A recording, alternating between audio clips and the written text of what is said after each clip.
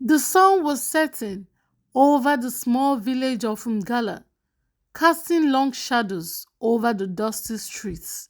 The marketplace was alive with the hum of battering voices and children's laughter.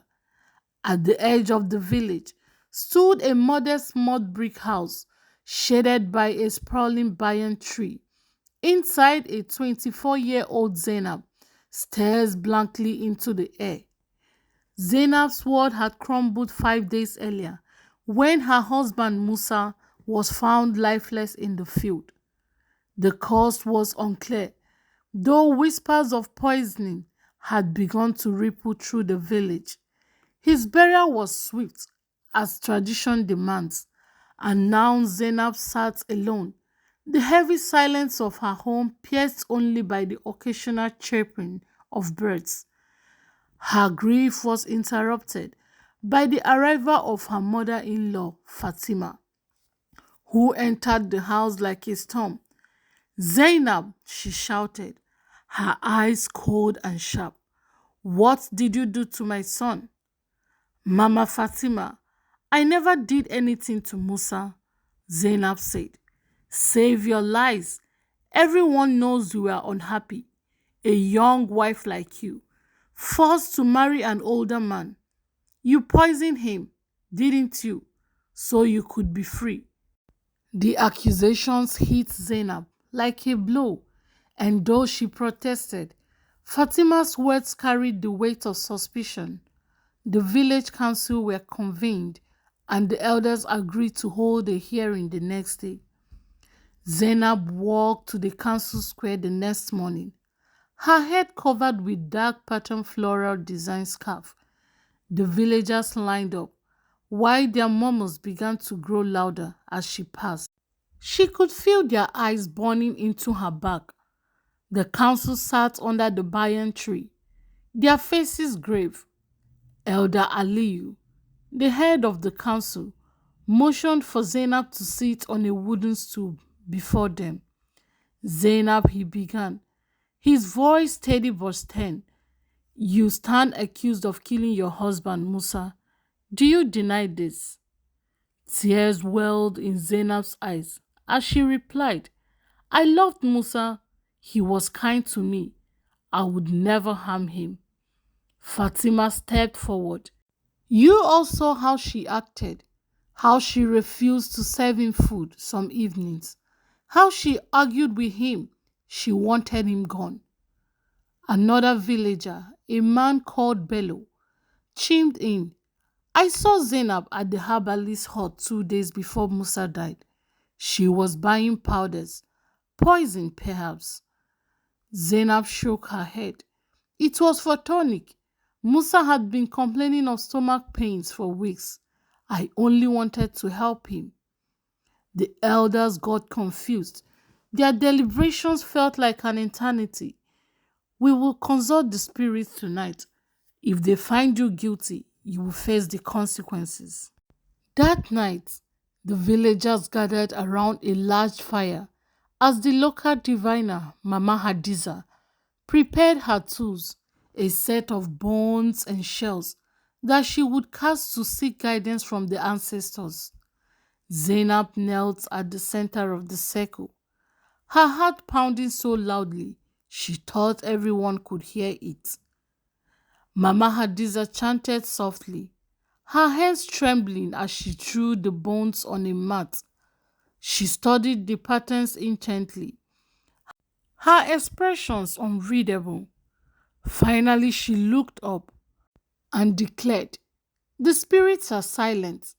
They reveal no clear answers. The villagers erupted in chaos. Some demanded punishment, others urged for mercy. Elder Aliyu demanded for the villagers to keep calm. If the spirits do not speak, we cannot judge rashly, Aliyu said. Zainab will be placed under house confinement until we uncover the truth. Zainab was escorted back to her home, where she sat in solitude once again. The whisper continued, even louder, and tinged with malice. A week passed, and Zainab's isolation grew heavier with each day. She thought of Musa often, remembering his laugh, his gentle touch. But as the day went by, another memory surfaced. Musa complaining of stomach aches after eating food prepared by Fatima, his mother. Could it be? Zainab thought to herself. She had dismissed the possibility before, but now the pieces began to fit. Had always resented Zainab for being a young bride to her son. She had often criticized Zainab's cooking, her housekeeping, her very presence. Could she have poisoned her own son to frame Zainab? Determined to uncover the truth, Zainab waited until the dead of night. She slipped out of her house and crept to Fatima's hut.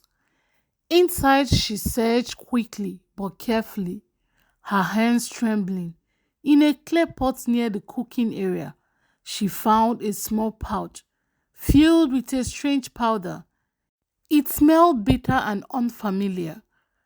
Before Zainab could leave, the door cracked open and Fatima stood in the doorway, her face a mask of rage.